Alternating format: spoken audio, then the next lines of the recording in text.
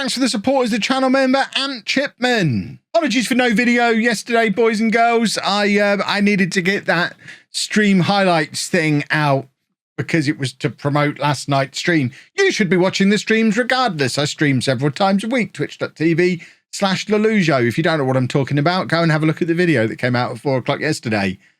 Business as usual from here on. And transfer special time.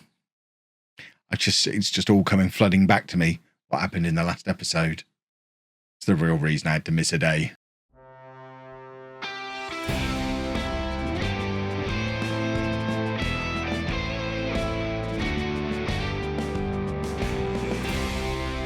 Hello and welcome to part 93 of Bourne in the USA. I'm Kevin. Coming up on today's episode, we have our season review and transfer special at the end of a season which saw us miss out in the playoffs. Again, the 6th time we've made it through to playoffs in this series, the 6th time we have failed. To be fair, the 4 teams that got promoted all got 100 plus points. So we can't complain too much. We only got a measly 94. But our job for this summer, in massive financial constraints once again, is to try and put together a team that can go one better and make sure we get that automatic promotion next time around. Because I've said it before and I'll say it again, I'm fed up relying on the playoffs. We've got to stop doing that. So, signing of the season, the review stuff is all up and running. The signing of the season was Kevin Johnson, even though this is his 3rd year at the club, but this is when he came in permanently. 39 goals from 39 appearances in his first season in the Football League. That's not too bad. He averaged a 7.39 as well. James Robinson came in and made a huge impact on loan from Bourne Town, but unfortunately we're not going to be able to sign him permanently. I don't think he's going to go back to England and continue his career there. Otherwise, a lot of these are players who came in on loan originally, like Aguilar. We knew he was good. He came in. Johnny Walker made a good impact coming in as the goalkeeper. And then several loans that we're going to try and convert into permanent players this summer. It's our new recruitment policy.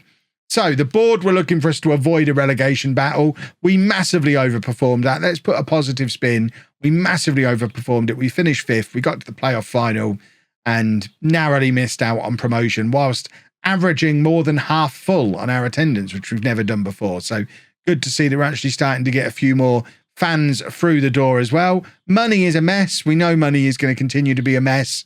We don't need to dwell on it too much. We just need to move up through the leagues and hope the money will follow us. Takada sells more shirts than Johnson, which is interesting.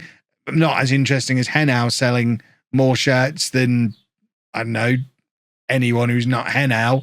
And this was our team of the year. So Johnny Walker in goal, a back four of O'Rourke, Feliz, Captain Morgan and Vakolenko, Padilla and Angel in midfield, Aguilar, Garcia out wide, Takada and Johnson up front. Of this team, and it's not often we're able to say that most of these are going to be here next year, but Walker's a permanent player. O'Rourke, unfortunately, we're not likely to get him. I think Feliz has signed permanently or has extended his loan. Yeah, we've extended the loan of Feliz, so he's here next year. Captain Morgan's obviously here next year. Vakolenko is one of those that we're going to struggle to sign, so we're going to need new fullbacks on either side. Padilla and Angel will both be here next year, because I think Angel's signed... No, Angel's extended his loan. I can't remember if they've extended loans or signed permanently. Aguilar's already permanent, as are Johnson and Takada. Garcia's extended his loan. So that's the core of that team. We just need to add fullbacks to, and then try and improve on areas. So I think we've got to be positive about this coming season. Takada's won Player of the Year and Young Player of the Year. Johnson signing of the season. Robinson goal of the season. Top scorer goes to Johnson. Most assists to Takada. Highest average rating also to Takada, who also got League 2 Player of the Year. Show to Takada. Lovely stuff. We didn't break any club records this year, though. Money-wise, I don't think we've been given money yet. We'll check in on that in a second. This is our all-time best 11. So interesting to see where some of these boys have ended up.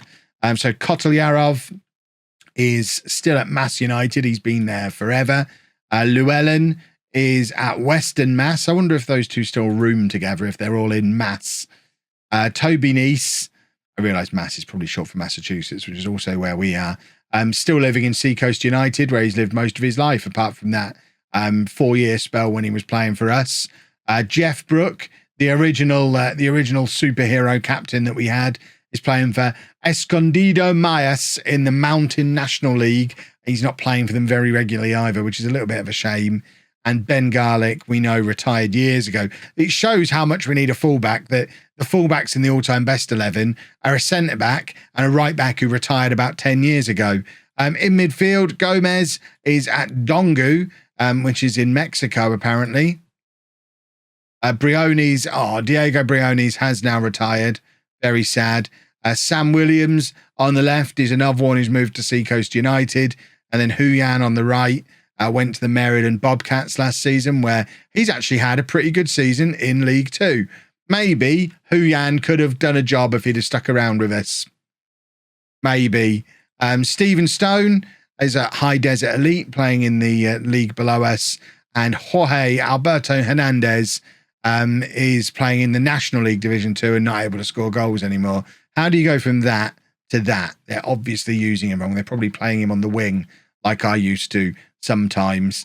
Right, analyst report. We're not worried about any of this. The board are once again looking for us to avoid a relegation battle whilst repairing financial damage. We're going to ignore both parts of that. We're going to try and get promoted while spending all the money. We're in a good position to avoid relegation. So they think we're better than that. There you go. We'll aim for mid-table. But Stackhouse doesn't. Oh, shut up, all of you. We'll fix morale at the start of the season. It's so broken in FM21. That needs fixing for FM22.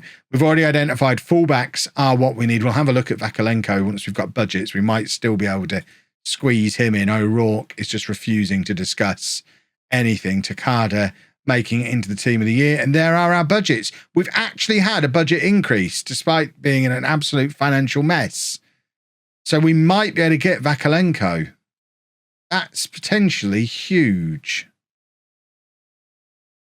No, because our previous talks broke down. That's frustrating. What about O'Rourke? Can we try for O'Rourke?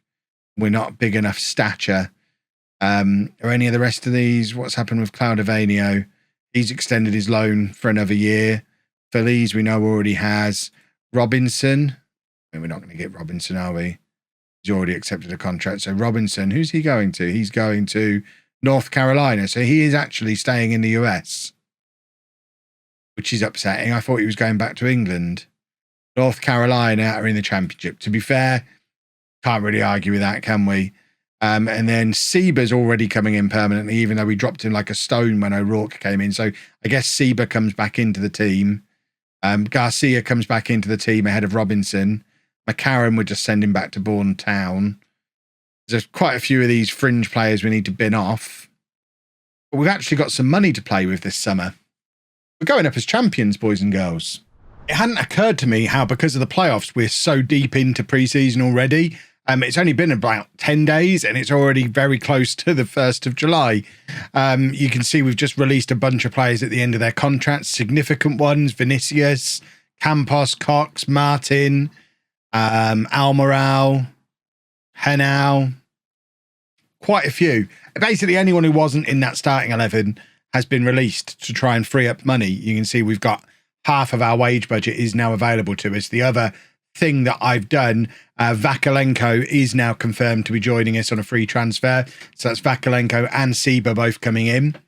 Our fullbacks. So we have a first 11 already sorted. The job for the summer now is filling in any gaps we might have in that first 11, like improving on areas that might need improvement, or just identifying awesome young players and offering a new contract to Johnny Walker, who is now a 3.5-star current ability goalkeeper. So yes, he gets a four-year contract. The man's an idiot for signing this on such low money.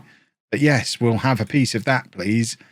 Outside of him, I think Aguilar, financial position not strong enough. We'll hold fire on Aguilar and McJanet. Who knows where we're going to be in a year's time. We can always offer them contracts at Christmas. So 1st of July. And this is what the squad looks like. It's a small one, isn't it? This is the smallest squad I've had for a long time. That is 16 players, because Thomas has gone out on loan for the season. We've already sent him out. So 16 players, 4 loans.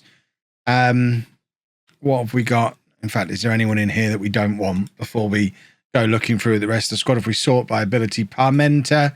You know what? If someone were to offer me money for Parmenter, he's still got 2 years left on his contract. With only 3-star potential, he's 25 years old. In fact, forget if anyone offers me. He's on the transfer list. He's done. Trevino is fine as a backup goalkeeper. Stackhouse, we just turned down a £90,000 offer for Mark Stackhouse. And I'm wondering if maybe we'll actually take that kind of offer if it comes in again. He's on £425 a week. Let's offer him out. And we also, in fact, we didn't turn down a deal for Padilla. For Padilla, we accepted £100,000 for him, but he turned down the move. He's on less money, on a 3-year deal on tiny money. He's a player who played quite regularly for the last 2 years. I'm happy to keep Padilla around. So everyone from Padilla upwards, I would consider to still be part of the squad. So we've got Trevino. Plus, if Stackhouse and Parmenter are going, that's 12 players plus Trevino, a 13-man first team squad. There's no fringe players ready to move up. We have gone down to bare bones in recent years, it seems. What have we got down here? Anyone that needs releasing? Not really. This is just a bunch of kids. We've got a lot to build on. A lot of transfer business needs doing. We've kept the core of last year's team. If we have a look at who the best 11 is, obviously Takada. I forgot about Chase Wright. But we'd go Takada, Johnson, Aguilar, Garcia probably, or maybe Stackhouse, Angel, Claudivanio. We've got, what's his face, Padilla as an option in there as well. Left back, where is Seba? In fact, Seba and Vakalenko haven't come in yet. Let's hit continue one more time to get those two boys in. Or when do they sign? 1st of July. Well, why are they not in yet? Right. Stackhouse is upset I'm offering him out. Possibly justifiably. We've got offers in for Parmenter. We accept all of these. We just want him off the wage bill, really. I say we accept all of them. I see he's interested in joining the two that are offering me almost no money. So we will just accept all of them. I don't really care about the transfer fee. 70k for Stackhouse. When he's on £400 a week with a 30... Yeah, we'll take that. And now we need these two fullbacks to come in, because that then puts us up to 15 players. And we can actually have a look at the proper strength in depth that we've got and work out where we need to spend the money we've got. I mean, we could potentially bring in 7 or 8 players on £500-600 a week, which is a situation we've never really been in before, and put together a pretty good squad. That's the plan for the summer. Put together a pretty good squad. No, not intensive language courses. God, nearly. So Vakalenko and Seba are both in. We were trying to sign that guy, but he's gone to a team who are in the National Premier. Fantastic. Meanwhile, hello, Director of Football. What have you got here for me? Every now and again, he turns up with something a little bit special. Yes, we'll have that. Thank you. So that's confirmation of that deal, I think. I'll make sure in a second we're offering enough money for him. This guy just looks like it's trying to get revenge on that team. See, and every now and again he does something we don't want to do, so we'll withdraw that offer. But this one, with other teams in, let's just make sure he's offered a sensible contract, because I've decided I want this guy. Yeah, as suspected, he wants more money than we were originally offering. Can we get a few of these things out? Don't really want these things involved. What I might have done there is actually ended up offering him less than he was originally being offered. So I potentially have made that deal less likely to go through. But ultimately, it wasn't a player we were looking for. We haven't even identified targets yet. Right. We're not going to worry about bringing those guys in because they won't come to us. What we are going to do is look back at the squad again. So, team report. It's a strong first 11 and immediate backups. Takada, Johnson, McJanet. Wright can play up front, although we usually use him as a midfielder. But Takada, Johnson, McJanet is fine. Aguilar, McJanet, we know Angel can do a job out on the left. That's fine too. Garcia and Stackhouse over there is fine. Midfield, Padilla, Wright, Angel, Claudivanio. I'm happy with that. Left back, we've only really got Seba, so we need another left back. Right back, we've only really got Vakulenko, so we probably need another right back unless we keep Pamenta. In the middle, we've got Fellies, we've got Morgan. Padilla can play back there if needed. Claudivanio, likewise, we could probably do with another centre-back. And then in goal, Johnny Walker, and Trevino as backup. So immediately, we need two full-backs, a centre-back, and then some young talent to spread throughout the rest of the team. And to do that, we've got like £4,000 a week to invest. Let's get some trialists in. Almost referred to this as my first batch of transfers, but of course it's the second batch of transfers off the back of the first trials. We've spent most of our budget on these 5 players. They'd better be good. Chris Martin, not the one out of Coldplay, I don't think. Chris Martin, £800 a week is our most expensive salary ever for a 22-year-old centre-back with only 3-star current ability. He is the best centre-back at the club, though, so I think we're justified in bringing in a real good, solid centre-back with League 2 experience from the Inter Miami Academy. He's played a lot of games for them over the years. And I think he just slots in nicely to our back four. It's a bit of a theme. We're strengthening the defence because obviously we scored over 100 goals last season but struggled defensively. Tristan Wright, the next one's a striker. Tristan Wright, 20-year-old striker, 3-star current ability. He's almost as good as Takada, theoretically better than Kevin Johnson, who got 39 goals last year. I'll believe it when I see it, although to be fair, this guy, 26 goals in the last 2 years in the division above, so maybe he has got something about him. Brandon Hernandez is a 21-year-old left-back, 3-star current ability, 5-star potential. Him and Seba can compete with each other for that starting left-back spot. He's another one who's got League 1 experience, previously at Charlotte in the Championship as well. Charlotte. Can't believe I brought him in. Chris Rodriguez is a left midfielder, left winger, to offer a bit more competition over there for us.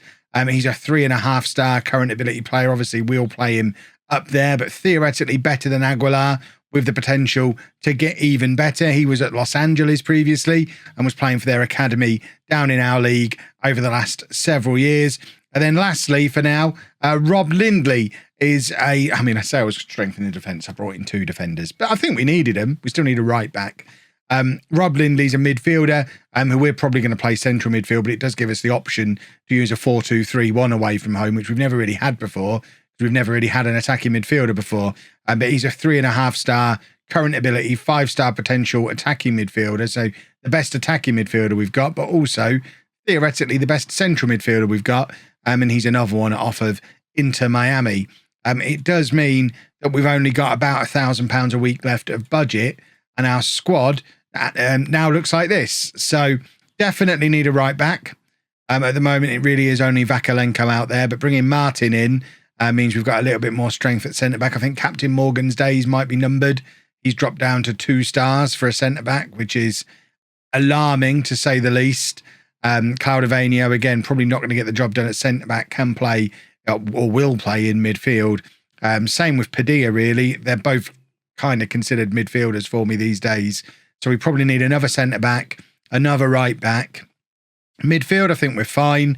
Lots of strength in depth there. Padilla, right, Angel, Claudivanio, Lindley's in there now.